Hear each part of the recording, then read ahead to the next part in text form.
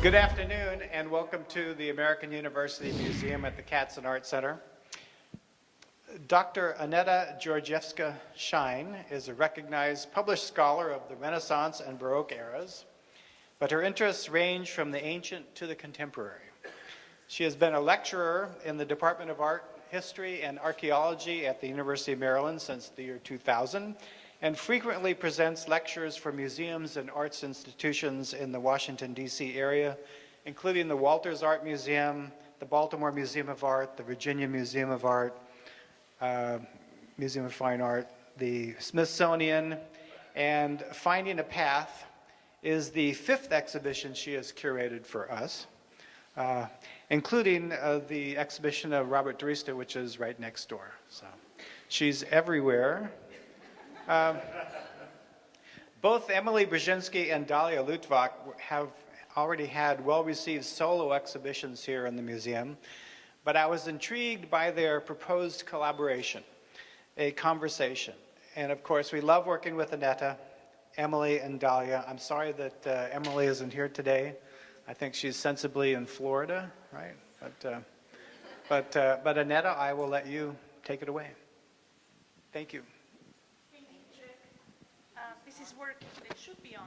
So good afternoon, everyone, and thank you all for coming on Saturday afternoon. I think. Good afternoon, everyone. This is much better, right? Okay.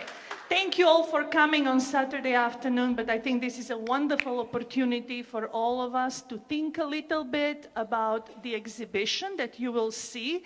And I know that most of you will not have seen the show until today, or perhaps you came to the overcrowded opening last weekend when you probably also couldn't see it properly. So I really applaud the fact that you took the time from the weekend to come and to hear one of the artists in this exhibition, Dalya Luttwak, talk about this collaboration with Emilie Brzezinski. And Emilie is sending her regards for not being able to be here today with us, because after the opening last week, she decided that she really needed to go and see a particular doctor for her lower back pain. You can sympathize with that. In Florida, she really loves that doctor, so she'll be spending more time in Florida over the next few weeks, so she regrets that she cannot be with us. I mentioned the lower back pain and the doctor because I want to underscore the fact that Emilie Brzezinski is still very actively working on her sculptures, hence the back pain as well. She has amazing level of stamina, perseverance, and this is something that Dalya and I both learned for ourselves over the last year of repeated conversations, studio visits.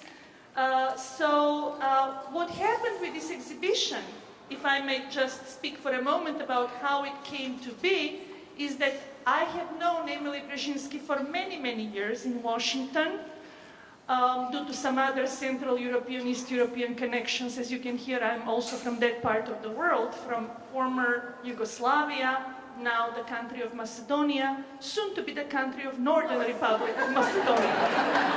3 cheers for that. We constantly change names and affiliations, but that's all part of our history. But I have known Emilie Brzezinski through other Eastern Central European contexts, and I really admired her work and have worked with her on some exhibitions in the past.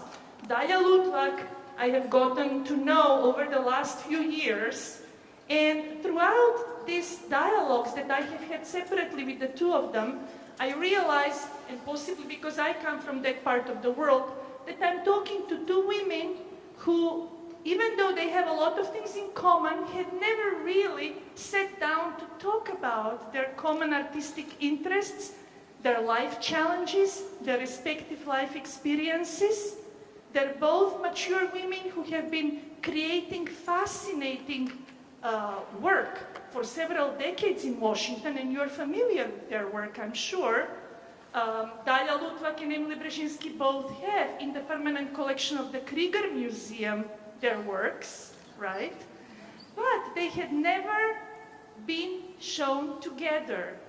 So I thought it was a good idea to get them to know each other personally and to talk about whether it was possible to collaborate.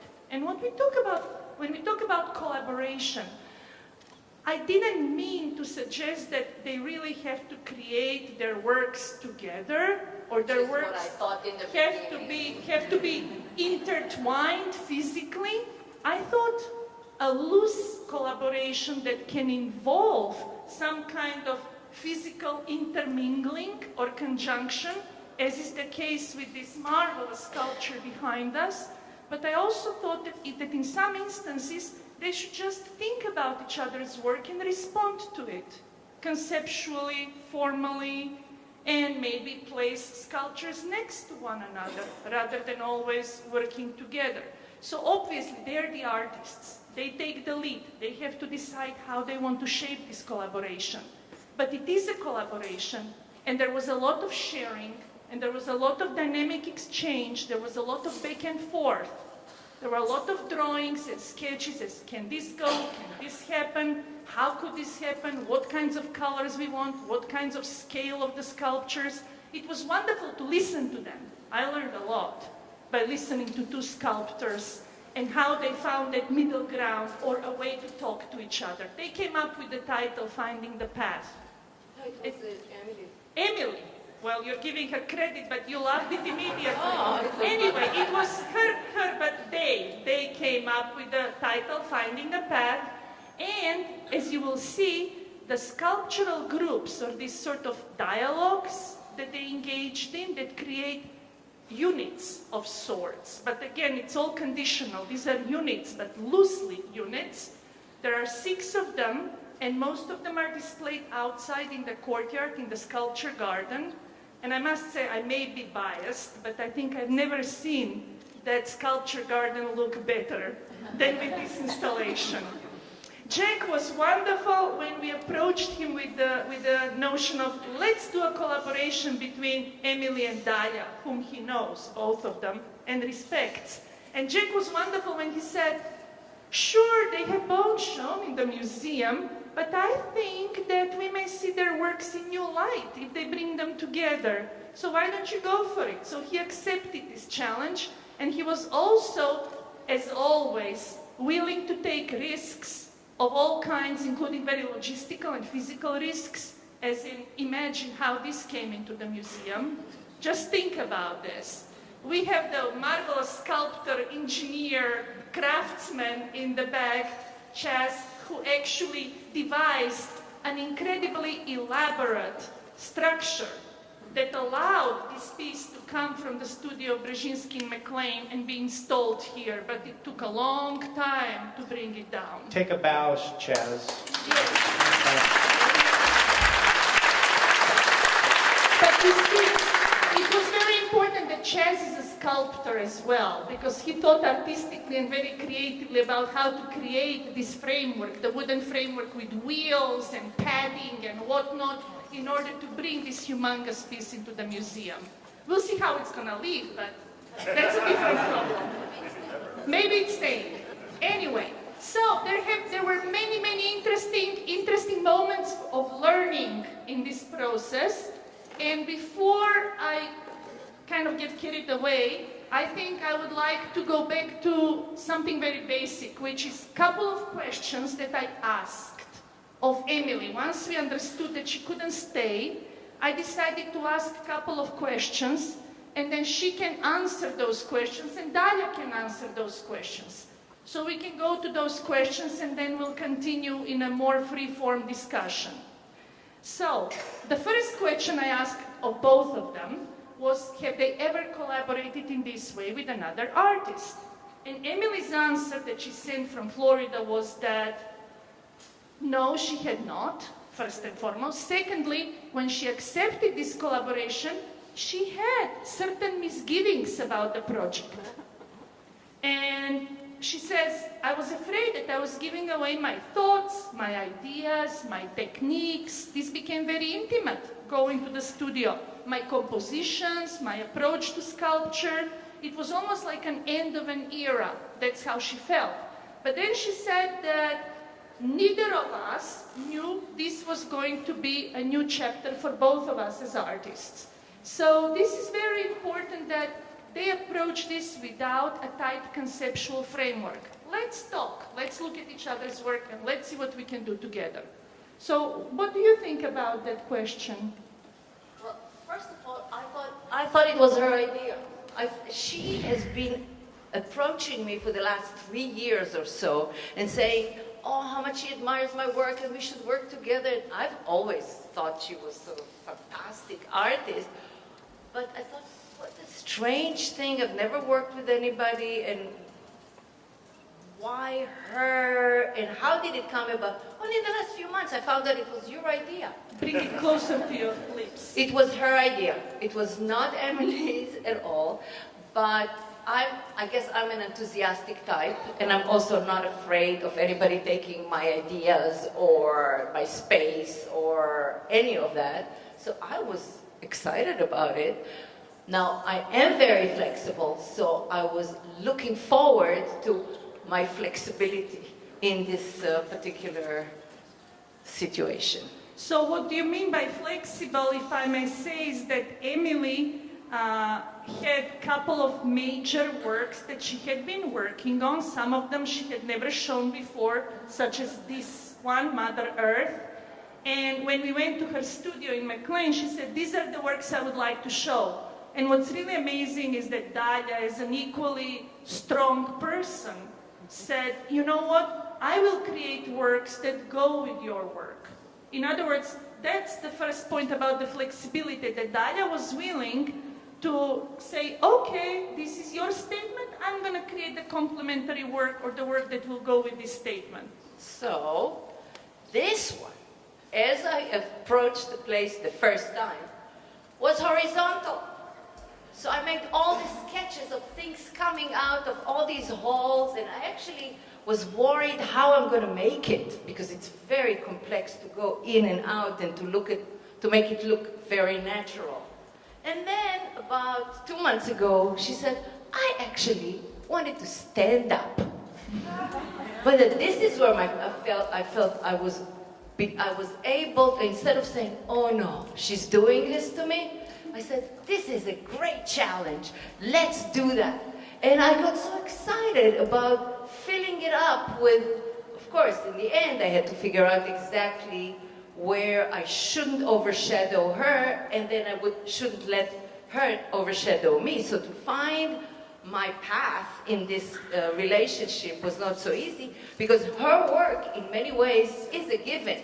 She made this, and it's made of wood, and so this is natural, right? This is not made except by nature, but I was buying my steel and making a piece that is made, but handmade and not nature-made. So that's really the big difference between us, that we both are coming from a different place. She also digs in and I build up. So her is carving and mine is building.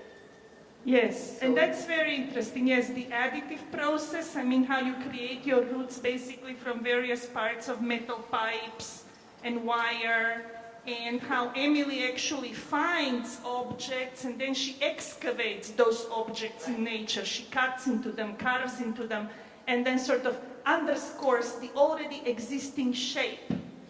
You're, of course, both of you, I'll just move away from the questions for a moment, but both of you work with natural forms, but obviously in very dramatically different fashion, not just in terms of the method of work, the materials you use, because this is the nature versus yours is the ultimate artifice, and we're talking about this very vulnerable kind of structure and facture, or the materiality of her work, and the fact that it is always a question, how long can these wooden sculptures stay outside?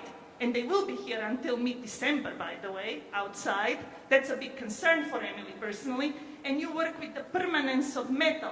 But at the same time, what drew me to both of them when I was thinking of the project was the idea of, if this sounds too much like, yes, they're both immigrants, they both have created roots in a new country for themselves. And then as I listened to their stories, I was thinking, oh my God, right before World War II, both of these women were in the same country, essentially, or their parents were in the same country. And, you know, Emily comes from the Czech part of that time, Czechoslovakia, and her parents had gone to Switzerland in the 30s. And Dalya comes from the Slovak part, and her parents fled Slovakia with the rise of Nazism in the late 30s, like literally catching the last train, so to speak, in 39 to settle in Israel, well, in Palestine at that time. But the point is that there are all kinds of intersections in their personal histories. And they both end up in America. They've been working and living here, close to one another, and at the same time never sat down to talk about these personal histories. And one of them talks about trees all her life, and going into the forest and getting lost and finding people in the trees, which is Emily. And Dalya talks about roots, and how you see those things that are invisible in nature, how do you bring them out, and what is this obsession with roots at the end of the day? We don't need to read too much into it, but it is interesting and significant that both of them go back to these very primal forms that have very strong symbolic historical content and context. So that was another reason why I like to put the two of you together. And also the fact that, as we said, one of them is about wood and vulnerability and materiality, and the other one is about artifice that becomes so natural in the process of being modeled by the human hand. But the question, what were some of the things that you found rewarding? You said you found it rewarding because of many aspects. Yes. What were the things that you found rewarding in this collaboration? Well, as I said before, the fact that I constantly had challenges till the last moment, even in the last day, we added another sculpture, and I had to come up with mine. Her was always a given. It was this or the other. She was not going to make new stuff, but I had to. So I love that challenge. Also, I learned about myself, that I'm so easily changing plans and empowered by it. It was such a wonderful experience to go through it. What else? What was the other question? No, what did you find rewarding? This idea of the challenge that makes you stretch yourself and be more creative and impromptu? Yes. Okay. That was the main thing. And I guess the challenge of working with somebody who is not easy, but she's not here, so you can say that. No, I would say no, it wasn't easy, not because she's difficult, because she herself is always changing too. And but I had to always find my way into whatever is a given. But we did build a lot of it together. So even when we kept going into the studio and into the barn, or is it called the barn? A shed. Yes. We were arranging pieces together, and I enjoyed actually the whole process, which I usually just do by myself. Yeah, she mentions here that she was also afraid the collaboration would be difficult, but she found it very natural. The vines are a natural complement to the trunks. You will see them outside. That's a fabulous piece.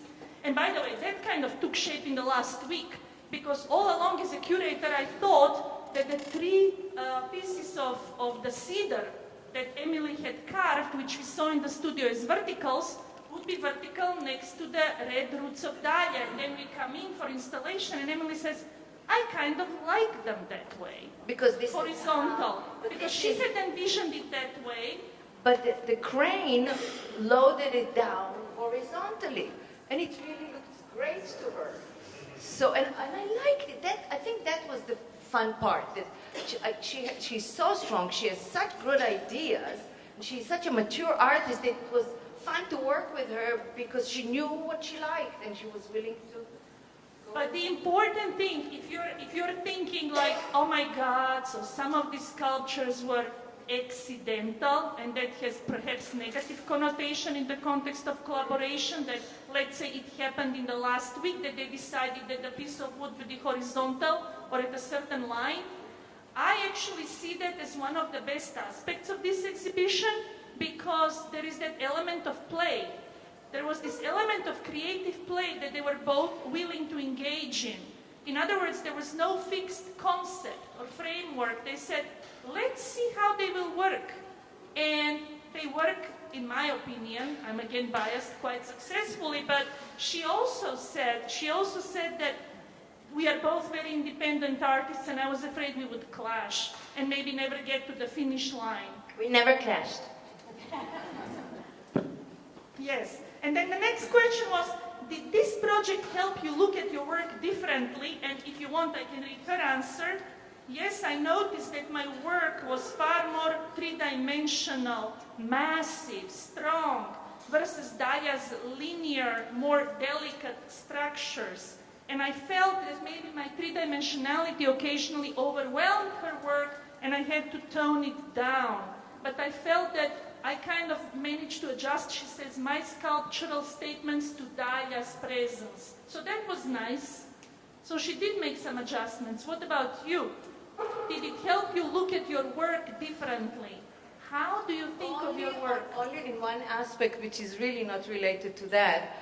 Up till now, I was making root systems of different plants, and I was trying to stick very religiously to what these roots are. I don't know how to. No, use it like this, just keep it closer. That's all. So let's say if it's a root of cannabis or it's a root of winter wheat, I was trying very much to show that each root is very different from each other in the shape, in the way they grow. And because it's underground, we never see it. So I was trying so hard to make clear that the audience will see one next to the other and say, oh yeah, this is a different plant. Right, we don't know because it's underground, but we can now understand how different roots are. So I was trying very hard to stick to the idea of how the root looks like. Because I had to relate to her, I completely forgot that part. It disappeared. That's good. Yeah, completely. So it maybe freed me from being so strict about sticking to what this root is really about. Can I stop you for a moment? Because you also had a very interesting root sculpture this year in Venice. In the context of the architectural biennial, Right. there is one root sculpture in one open-air garden in Venice near Arsenale of, what was the name of that particular red root? Mangrove. Mangrove. That really sticks to Yeah, this shape. So you're talking about the fact that your roots are always based on plant anatomy and careful analysis of plant anatomy. So Right. that has been a way in which you have evolved as a sculptor. And you say that you got liberated from that. So do you think By this is... having to relate to somebody else's work, I said, no, I cannot now find a root that will work perfectly with this one. And so I just make roots, whatever. Sort of the idea of a root that will go with her work and not necessarily a particular root that I want to show or accentuate. So what you're talking about is that essentially you move towards very, if you will, a formal consideration here. Abstract, more abstract. Abstract and formal, good for you. I mean, that's a nice step.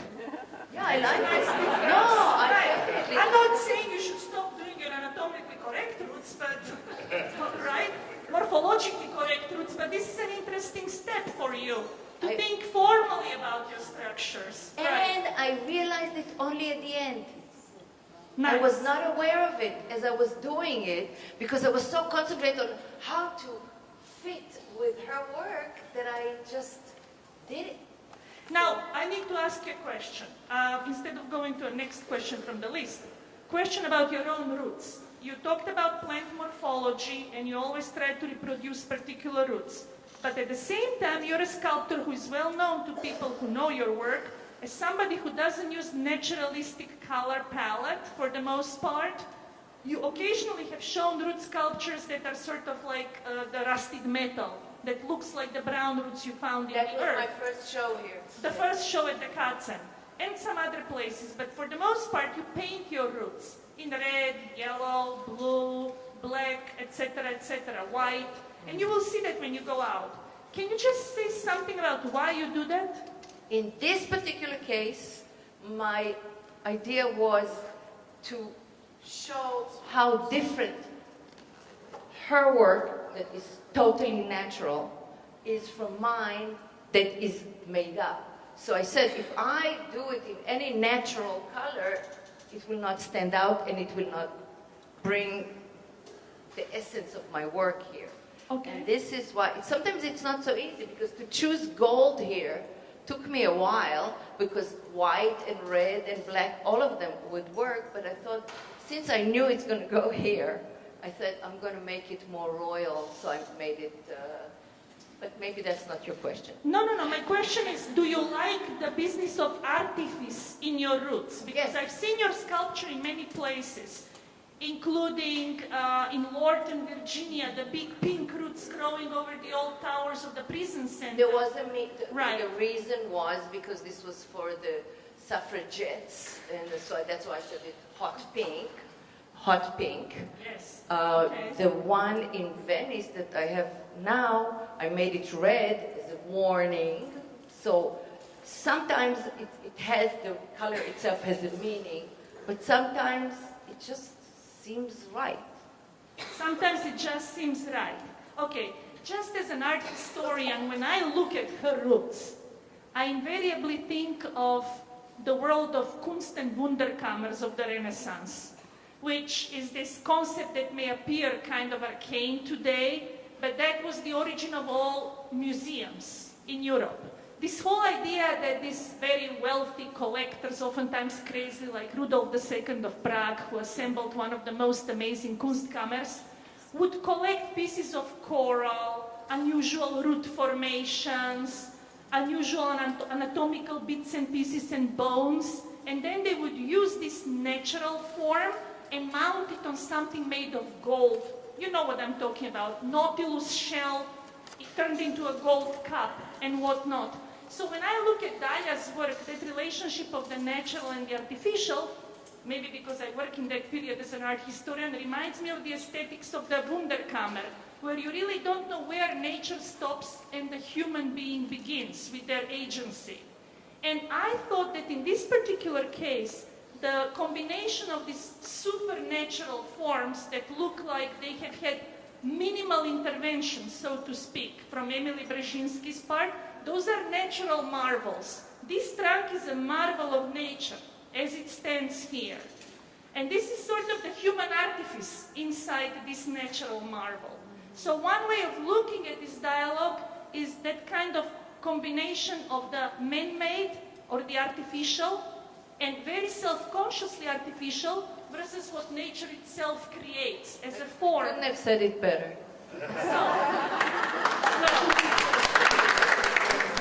But you know, she told me how that this tree died in a very unusual way, that usually trees don't die by being completely eaten up from, that's how she found it. She only had to clean it up. She had to clean it up, but she found it all hollowed like this. And she explained to me that trees do not die like this. So I got the whole idea of putting a root inside, like something else hit this. Right. The root symbolizes, in this particular instance, maybe the thing that led to some kind of internal growth, Right. cancer, whatever, And that's what destruction of the tree. So Yeah. that's how I reacted to her story, to not Right, only to right. the looks, but to the idea that this fantastic piece actually was dying in a very unusual death. Wonderful, wonderful. So, yes, this is how they worked with each other, through these kinds of stories and suggestions, which is very interesting, because while in a number of cases outside, you will see that there is very clearly formalist concern, meaning how do certain forms go with other forms. There are also allusions to potential narratives about how these things come into being. And of course, the titles that they came up with, that was at the end of the path. It was like sitting around and saying, okay, what is this called now? And what they decided, and I too, was that each of these compositions will have a single title, because these are no longer individual pieces, right? So when you go out, you will see. Well, Cedars and Vines is the one where you have two words that are conjoined. Most of the titles were given by Emily because she was so good at it. She was so good She at it. just came up with these names. I loved it. So Yeah, so Dalya went along and said, okay, we can live with that. Right, right. And including even something like this, Mother Earth, which is very, very obvious. But once you see it, and once you see the relationship between that internal golden structure that kind of eats into the tree and destroys it, it becomes sort of worthy of reconsideration, even though we've all heard the term Mother Earth many, many times. But just remember this whole idea of the marvels of nature and how these ladies are evoking those marvels of nature through their respective approaches to those forms. So, well, there are a couple of other things, such as the last one, in what direction would you like to see your work develop after this project? And then Emily says, I'm sure that as I continue my work, will have elements of Dalya slip into my sculpture, either purposefully or accidentally. So Dalya will be with me in my work. That's what she says. However, she says, I know that my background will not change my concern with nature, movement, space. And I believe that this was really a very good collaboration. I feel very lucky and believe that my work and her work merged together successfully because we are so very compatible. So, what do you say to that? I would like to have another show with her. I think you should too. I think this is a nice new opening for both of you. I mean, a way of thinking, different way of thinking about your work. And I think that this whole idea of keeping it open-ended, almost like a stream of consciousness process. You begin with one. I remember Dalya sending to me and to Emily by email new drawings of how she sees the sculptures of Emily with her own wires around them and roots, and then we would go back and forth. What do you exactly see happening here? So it was very much like point-counterpoint, very beautiful in that regard. And the fact that they were not burdened by concept per se, but allowed that play to be part of that whole project. So that's what I see as very, very good in particular in here. So would you like to maybe take some questions from people? Of course, there are people who like to. Please. So I have two questions. One is, how much is this? Like, do you get 2 for 1? Are you interested in the whole thing? The whole, of course, the dialogue. Not a monologue. No, dialogue is better than a So monologue. what is the question? No, I have a question from, I want to Oh, yeah, the museum hasn't written down. We have to come up with a number, yes. a price. There is a price. That's good. There is a price. Okay. So I want to ask the question from us, the curator. So this is a great thing. Dialogue is better than monologue. But I have a feeling that art is being killed by the curators and the museum people. No, keep going. Yes, it is being killed. Okay, Okay. so I can imagine many ways of interacting with this piece, but there's no room for it, right? So how do we rescue art from the tyranny of curators and museum people? Okay, And This show bring could some not. anarchy? This show could not have been without her. So this was the important part of the curator. So what's the next step after that? let me just answer briefly. One of the big problems I have personally as an art historian is, yes, that a sophisticated thinker, writer about art, can come up with anything about anything these days. There is a lot of empty rhetoric out there. I couldn't agree with you more. And if you can sell the story successfully, persuasively, and build into all kinds of content and sub-content, the story becomes more compelling for a big portion of the people who consider themselves art lovers. And I'm very much against that myself. So that's why in this context I said, let's just go for what the artists want to say. And if you look at what I wrote, it is very non-theorized. It is very simple. It tries to stick to facts, be informative, not to bring ideas that are not there in the work itself. The only excursion I make is my own interest in this whole business of nature and art and the relationship of the natural and the artificial, but I didn't even talk about it.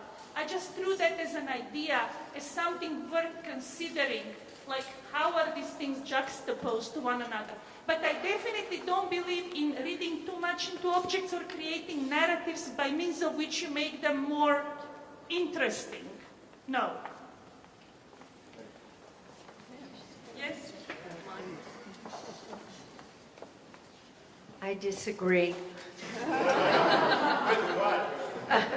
I'm an artist, and I think curators are the unsung heroes. And it's fascinating for me to see the work of one artist in the hands of different curators. Can you hear me? Yes. No. It's fascinating for me to see the work of one artist in the hands of different curators, and that opens things up. There's no reason, because there is a curator moving things around and installing, that you can't project your own ideas. I mean, I think good curation invites other visions. Good curation invites other visions. I know what you're reacting to. Oftentimes what happens is you go and look at art and then you read these very, very sort of verbose statements about what it's supposed to be about. And you're saying, like, where is my room? Where is the room for me and my response as somebody who likes to look and think about it? Okay, that's a topic for another big discussion, but it needs to happen, definitely. But to go back to what Annette was saying, where do you stand vis-a-vis this whole notion of how different curators can make your work go in different directions? How much do you... In this case, you were essential. So first of all, it was your idea. The whole thing was your idea. You had this concept. But along the way, you never actually, even when you told me, oh, I would like to see it red and I want it turquoise. No, I wanted turquoise. I really wanted turquoise. And she said, you know, I think it could be red. And I discarded you. I said, no, I like the turquoise and so on. But then you put a seed in my, and of course in the end it was red, but it was red because it should have been red. So she suggested it, and all along the way, this is why compared to others, I mean, okay, I've had curators who just put their name. It had nothing to do with me or anything. They just were curator of this show, but I don't know why. They didn't even deserve the name curator because they didn't do anything. No, but in your case, you were involved in the right way, for me. And I think Emilie feels the same way. Thank you. So, I mean, it's wonderful to hear that I was not too much of an interventionist, but that I said certain things. No. It's very difficult to keep that balance because these are the creative people. You're inviting them to collaborate, and how much can you tell them, right? At a certain point, you have to kind of go back and don't even give too many ideas. But thank you for thinking that I was not too much of an interventionist. And I actually, seriously, for me, the most rewarding aspect was the ability to play with the two of them. Meaning to engage in that creative play, to go and look at the works and say, wow, this looks very interesting. It could go this way, that way. That is marvelous. That's what art should always be about at the end of the day. Serious play, right?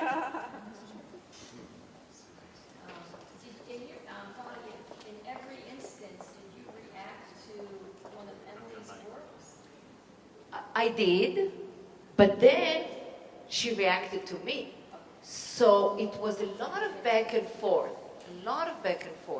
which seemed to work like magic. I mean, did we have any disagreement?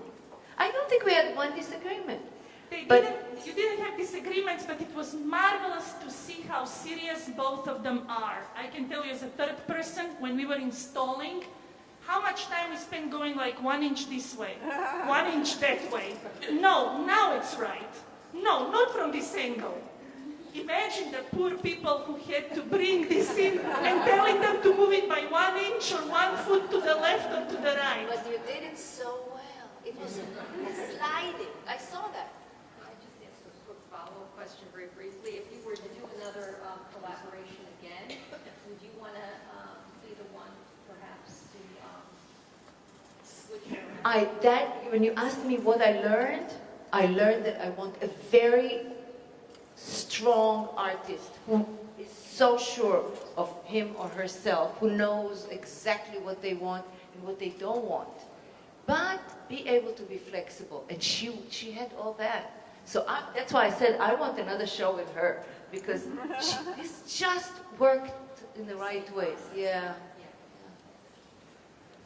I have a question about are you going to keep those pieces of art together, or are you going to take it back? He's buying it. Said so now. Edward, can you deal with him? My husband is sitting next to him. Edward, can you make a deal? No, the question was, will these pieces stay together and go back to the respective studios? They are situations, they are not pieces. They are not sculptural units. You could call them situations or installations. I mean, there are different ways in which you can interpret this, but there is nothing wrong with creating a temporary situation from those works. And that's what this is. I think her work actually can stand by itself without mine. But mine was definitely trying to go along with hers. So I don't know what I'll do with it later, but yeah, that was... Anat, you want to talk? What did you want to say? We want the pieces. We want your art to take with us. Oh, you want to take it to Israel? Oh, she's taking it to Israel. There was a question in the back. Sorry. Yeah, what makes the work work for me and makes it really fascinating is this tension between stillness and motion. With your work, Dalya is representing motion to me. Actually, I have the sensation of putting out feelers into unknown territory. Is that how you think about your work? Yes, Vis-a-vis her work, for sure. Because I think that's what it needed. And it also had some lightness, I think. Because her work more massive, and I just wanted to play around it. Yes. Thank you.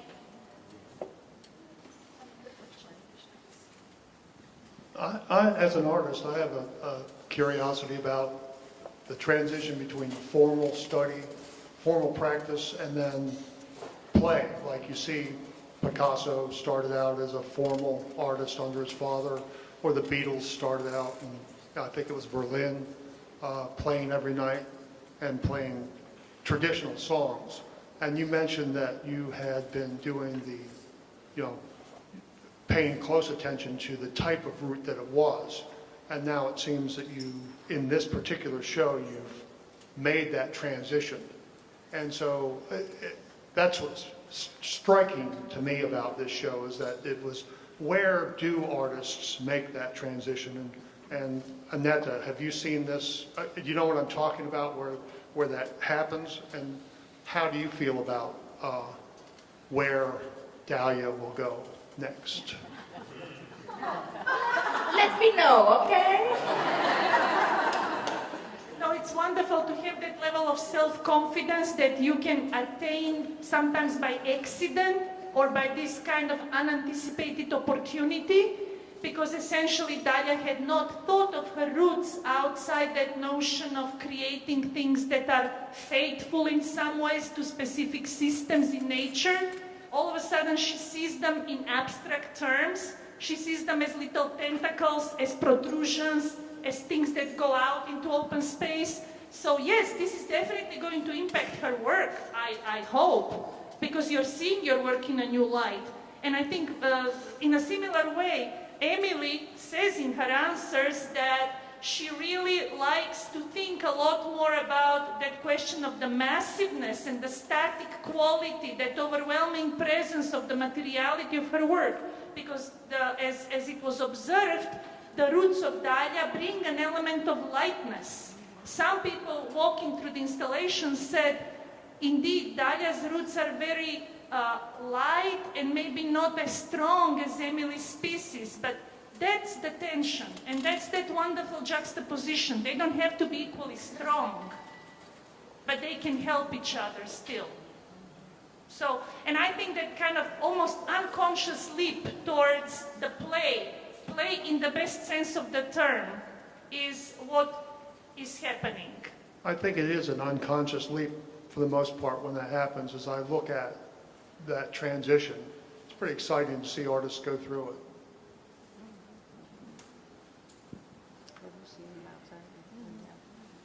Other questions, or you want to go outside? Yes. Oh, husband of one of the Did sculptors. you make a deal or not? I just want to say that I do very much enjoy the fact that these are natural objects, man-made natural objects, and they are completely non-rhetorical and non-political. Because you mentioned the Venice piece, a matter of embarrassment to me, because it's called Global Warning. It's a great big red thing, thereby propagating the myth of global warming and all that kind of stuff.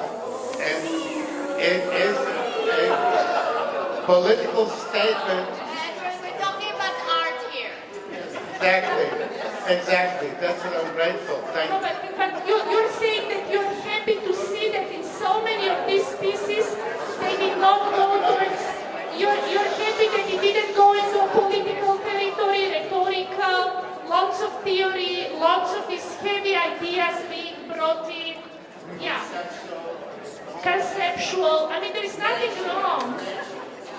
No, I agree with that. And actually, apropos your red piece in Venice, even if it were not called global warming, it would be a good piece. Warning, whatever. Yeah. My point is that the red piece in Venice stands on its own. That leads me to one last observation, that whether we bring the story, the narrative, the ideology, the intent, the concept into the work or not, I'm one of these very old-fashioned people who believe that the work has to stand on its own. And what's really nice in this case is that they do, and that they open paths for interpretation. They invite. That's one thing I want to mention, sorry, which I didn't even sort of mention in the catalog, how elusive and open-ended these dialogues are. When you go out, you can look and think at those red roots dropping over the wall. To my mind, they're like blood vessels, like I'm looking at some giant drawing of Leonardo, blood vessels, and all of a sudden they're coming into the courtyard, falling over these trunks that are horizontal, like some fantastic stylized primitive boats. And you can walk around and just enjoy the associations that are born from the pieces. But that business of the poetic, the elusive, is important in this work, and we shouldn't forget it. That's actually the essence of this collaboration, the kind of open-ended poetic quality. And I'd like to follow up by saying I'm glad to not see a lot of words being used, being expressed literally in the work. Good. It is not about verbal art, it's about art. Yeah. I mean, I think, what do you think?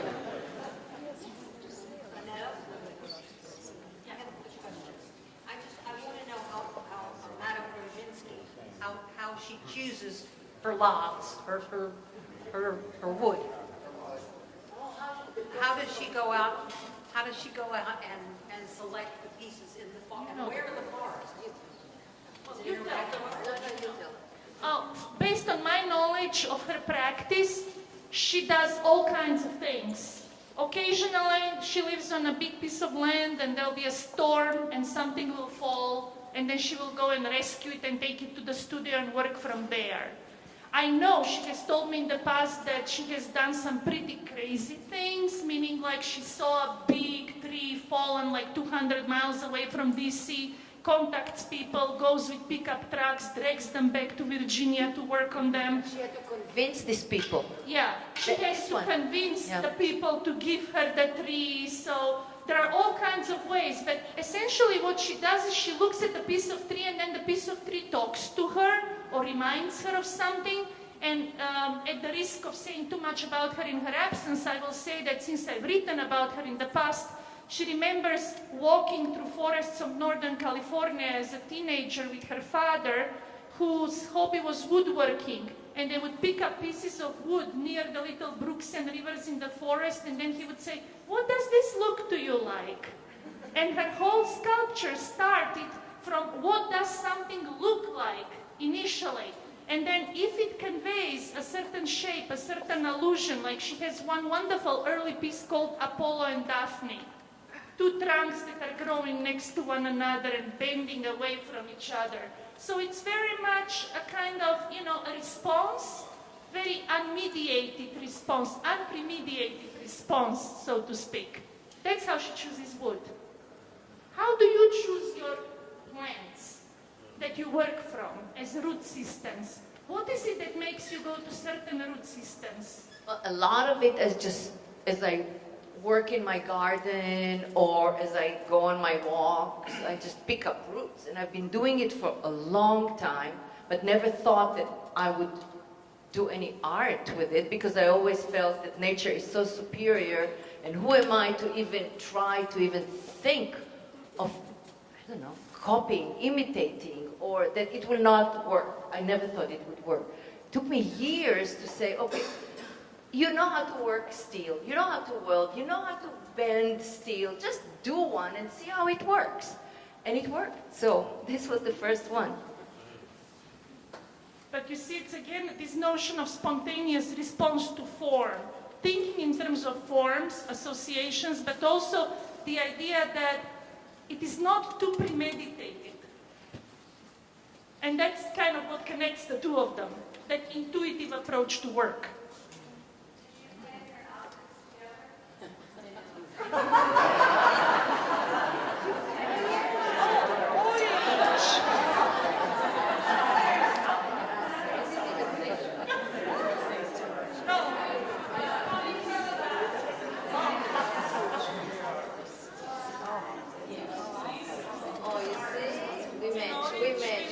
We match. There is synergy, right. Another thing that I actually should mention, because you asked me how do I come up with these ideas. Now in the age of the internet, I go and I see a plant.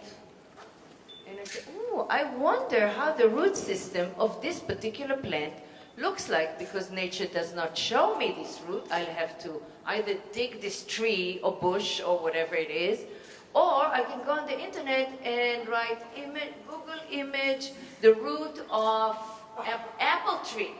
And then you realize that there are 15,000 kinds of apple trees, and there is so much to learn about them. But I never really got into the scientific part, and I really choose them more from just how they attract me, because on the internet, of course, it's two-dimensional, and in the end, my work is three-dimensional, although a lot of it here is quite flat because I am relating to her. But usually it's has more depth to it, so it's a lot of my imagination too.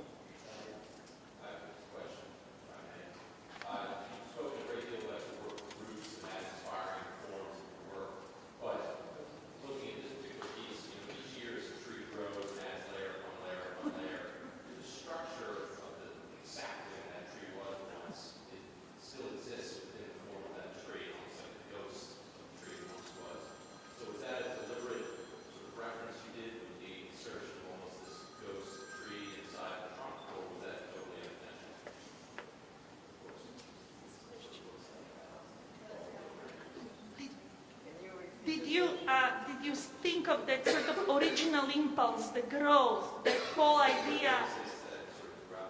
Yeah. Sorry. But that doesn't mean it's not there.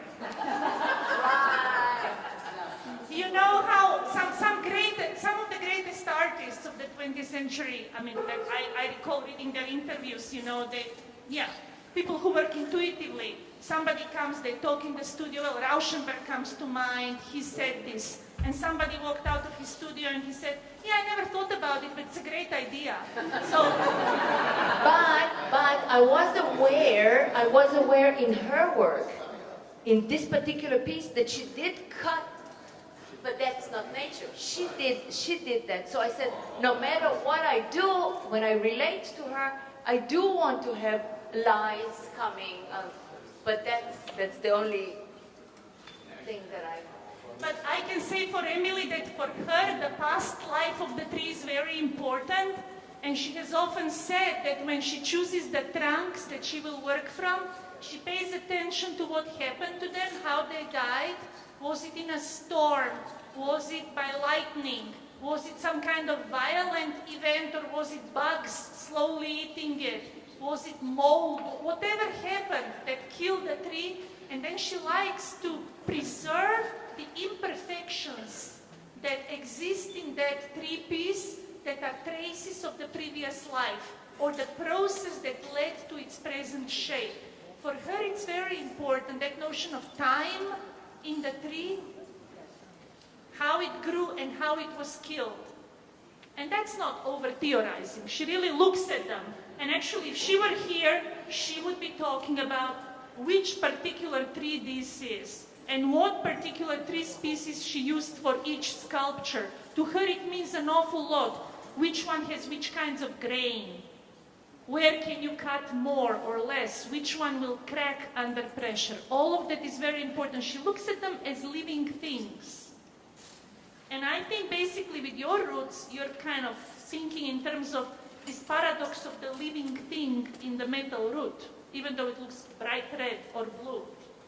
Or sometimes when I dig a weed from my garden, I realize that all the roots are going the one way. What happened to the other side? So I started digging and I realized, oh, there was a big rock there that didn't allow it to grow in a balanced way. So I did make a sculpture of this one. It's in my living room. Yeah. So if we were some kinds of, a little more sophisticated curatorial approach, would have made a big environmental statement out of that. But that's not there necessarily, and therefore we will not talk about it. Although, which form of which sculpture is going to last longer? I mean, eventually that's going to be driftwood, and Dalya's piece will last. Because mine can go outside and hers cannot. So there are the Mine would like it, but mine needs to be painted too. No, but what you mentioned, Aviva, is very interesting, because anybody who has any sensitivity about forms and origins of things looking at these works will inevitably think about what will last and what will not.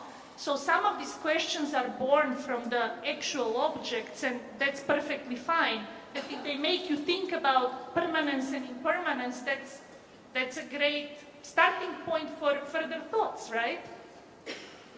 Especially with global warming. Especially with global warming.